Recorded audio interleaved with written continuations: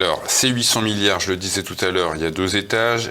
C'est 650 milliards d'augmentation des dépenses des États, des 27. En plus, la Commission prévoit des prêts aux États membres à hauteur de 150 milliards. C'est quoi ces 150 milliards? Ça vient d'où? Alors, il y a des gens qui ont à l'esprit derrière ça. Je reparle de ce qui avait été dit au moment certains avaient évoqué un moment hamiltonien. C'est l'idée que les euro-fédéralistes ont à l'esprit d'avoir des obligations émises par l'Union européenne. Bon. Au nom de l'ensemble des peuples de l'Union européenne. Bon. C'est une idée contre laquelle se sont toujours battus les Allemands, les Luxembourgeois, les Néerlandais, les Finlandais.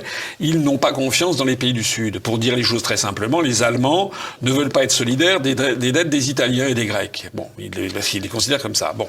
Donc, c'est une perspective probablement que Madame von der Leyen, elle essaie de pousser c'est le concept qu'on appelle les obligations européennes, qui sont des obligations communautaires. Les eurobonds. Alors, ce qu'il faut savoir, c'est que vous l'avez peut-être vu, ça n'a pas fait l'objet de grands titres.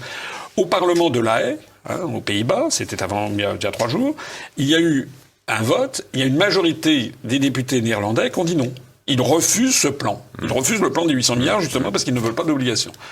Donc on ne sait pas. Alors ça peut être sinon des obligations qui pourraient être lancées par la Commission européenne au prorata des États, comme ça a déjà été fait. C'est-à-dire que chaque État verrait son engagement financier limité à sa part dans le budget de l'Union européenne. Mais si c'est ça, ça veut dire que la France risque de se ramasser encore quelque chose comme 17 à 20% de ces 150 milliards.